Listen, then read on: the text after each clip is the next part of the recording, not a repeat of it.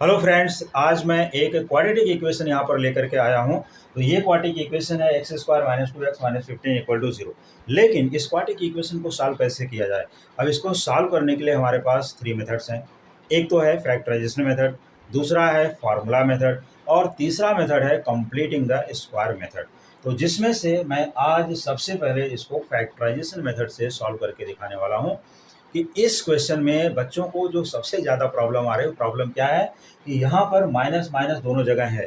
तो बच्चों को ये प्रॉब्लम आ रही है कि हम इसको अगर फैक्टराइजेशन मेथड से सॉल्व कर रहे हैं तो कहाँ पर माइनस लिखें और कहाँ पर प्लस लिखें, या दोनों माइनस लिखें दोनों प्लस लिखें, क्या लिखना है। साइन का ही सबसे ज़्यादा कन्फ्यूज़न चल रहा है इस क्वेश्चन को सॉल्व करने के लिए। तो साइन का कन्फ्यूज़न ना हो, उसको क्लियर करने के लिए मैं यहाँ पर बहुत ही एक अच्छी ट्रिक बताने वाला हूँ। उस ट्रिक को देखिए, समझिए और प्रैक्टिस करिए, ऑटोमेटिकली समझ में आ जाएगा और बहुत ही कम टाइम में ये सॉल्व हो जाएगा। क्वेश्चन है x square minus two x minus 15 equal to 0। सबसे पहले अकॉर्डिंग टू दिस रूल, अब यहाँ पर देखो एक्स स्क्वायर, इसके साथ कोई नंबर नहीं है तो कोई टेंशन नहीं है। अगर कोई नंबर होती तो नंबर को हम पहले यहाँ लिखेंगे, और अगर मान लो कि नंबर यहाँ 1 है, 1x स्क्वायर है, तो हम यहाँ पर 1 को लिख भी सकते हैं। इसके बाद फिर आते हैं कांस्टेंट टर्म पर। कांस्टेंट टर्म यहाँ पर क्या है, माइनस 15। अब इन दोनों को मल्टीप्लाई कर लेते हैं तो हमें मिल जाता है माइनस 15। क्या मिलता है, माइनस 15। पहले नंबर को समझिए, फिर लेटर को हम बाद में रखेंगे। माइनस 15 का अगर प्राइम फैक्टर देखते हैं तो देखिए बहुत ही सिंपल मेथड है। माइनस यहाँ पर 15 को पहले फैक्टराइज करते हैं, 3 5 या 15, और यहाँ पर हो गया 5 1 जा 5। ये 15 का प्राइम फैक्टर भी आ गया।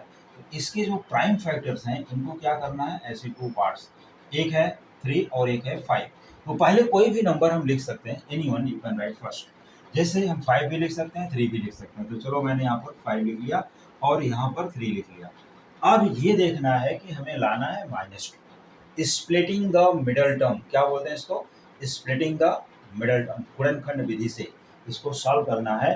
तो इसको -2x, अब जो -2 यहाँ पर है, क्या करोगे, देखो अगर हम 5 + 3 दोनों का साइन पॉजिटिव रखते हैं तो इनको ऐड करोगे, सिंप्लीफाई करोगे तो 8 हो जाएगा, +8। एक का साइन माइनस, एक का प्लस रखते हैं, तो किसका माइनस किसका प्लस रखें, ये सबसे बड़ी समस्या आजकल उभर कर सामने आ रही है बच्चों के लिए कि कहाँ माइनस कहाँ प्लस, क्या करना है, सबसे बड़ी समस्या ये है। तो इस समस्या को सॉल्व करने के लिए मैं यहाँ पर एक बेस्ट मेथड बता रहा हूँ।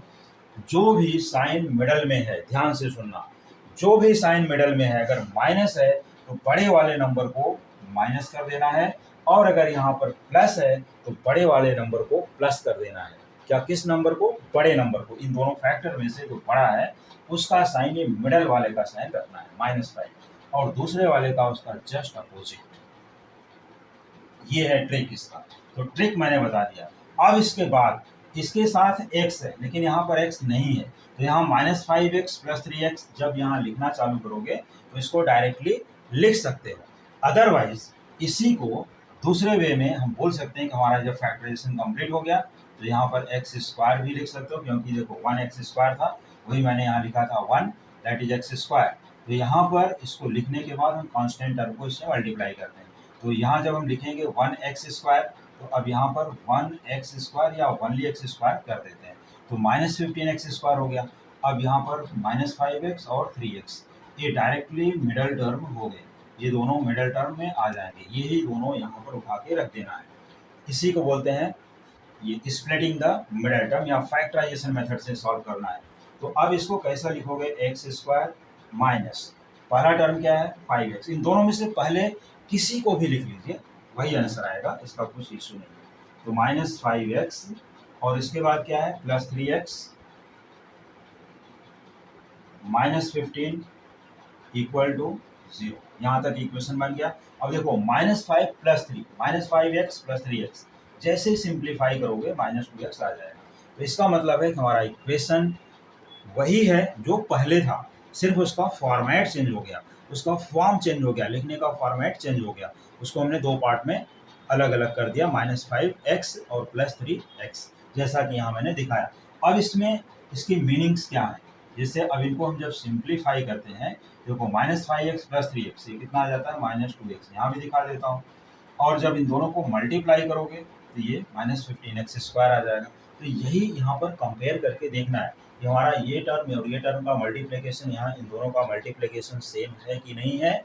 और दूसरा चीज़, यहाँ पर जब इनको सिंप्लीफाई करते हैं तो ये मिडल टर्म आता है कि नहीं आता है। मिडल टर्म आ गया, इसका मतलब यू आर राइट। अब इसके बाद यहाँ पर क्या करना है, बहुत ही सिंपल है, इसको पेयर्स में अरेंज कर लो। देखो पेयर्स में अरेंज कर दिया, यहाँ से कॉमन करना है तो इन दोनों में x कॉमन दिखाई दे रहा है तो यहाँ पर x लिखोगे, यहाँ पर x × x है, एक x रिमेनिंग है, यहाँ से x निकल चुका है तो -5 आ जाएगा। और इन दोनों में क्या कॉमन है, देखो 15 को क्या लिखा गया 3 × 5। तो अगर यहाँ भी 3 है, यहाँ भी 3 × 5 है, इन दोनों में से अलग से भी लिख सकते हो, अलग से कहीं कॉमन करके फिर यहाँ लिख सकते हो। तो पहला मेन प्रॉब्लम आता है बच्चों को कि साइन क्या है। साइन वही लिखना है जो यहाँ पर है, तो यहाँ पर साइन है प्लस, हमने प्लस कर दिया। यहाँ पर 3 है तो 3 लिखो, 3 दोनों में कॉमन आ रहा है क्योंकि देखो 15 को 3 × 5 लिखा गया, तो 3 कॉमन किया। अब यहाँ बचता है x और -5। वैसे ट्रिक के अकॉर्डिंग अगर ये ब्रैकेट करेक्ट है और कॉमन करेक्ट है तो जो यहाँ ब्रैकेट में है वही इस ब्रैकेट में भी आता है। ऐसा बच्चे अपना ट्रिक ढूंढ लेते हैं लिखने के लिए, लेकिन यहाँ पर एक पार्टीशन। इसके बाद अब क्या करना है, x - 5 दोनों में, तो यहाँ पर x - 5 वन टाइम कॉमन हो गया। देखो x - 5 common again, remaining part क्या होगा, दूसरे ब्रैकेट में लिखना है x + 3, यहाँ से x और +3 यहाँ से, और ब्रैकेट क्लोज करके = 0 दिखा देना है। इसके बाद x - 5 x × x + 3 = 0। इसका मतलब क्या है कि x - 5 = 0 और यहाँ पर x + 3 = 0। ये दोनों में से कोई भी 0 हो सकता है। तो इसके लिए अब जब -5 को उधर ट्रांसफर करते हैं तो क्या मिलता है, x = 5, और यहाँ पर +3 को उस साइड ट्रांसफर करते हैं तो यहाँ पर मिलता है x = -3, +3 becomes -3 और यहाँ -5 becomes +5। तो x = 5, x = -5 are the roots of the given equation. तो वैल्यूज ऑफ x क्या हुई, तो वैल्यूज ऑफ x यहाँ पर मैं बॉक्स में इसका आंसर फिर से लिख देता हूँ, इससे किसी को कोई कंफ्यूजन, कोई डाउट ना हो। तो x = क्या है, पहला आंसर 5, पहले कोई भी लिख सकते हो, any one you can write first, और x = -3, ये इसके रूट्स बोल सकते हो, सोल्यूशन बोल सकते हो, वैल्यूज ऑफ x बोल सकते हो, या सॉल्व फॉर x। तो how many values of x are possible, only 2 values of x are possible and they are real. तो यहाँ पर इस तरह से इसको फैक्टराइजेशन मेथड से सॉल्व किया जा सकता है। इस तरह से अदर इक्वेशन भी सॉल्व कर सकते हो।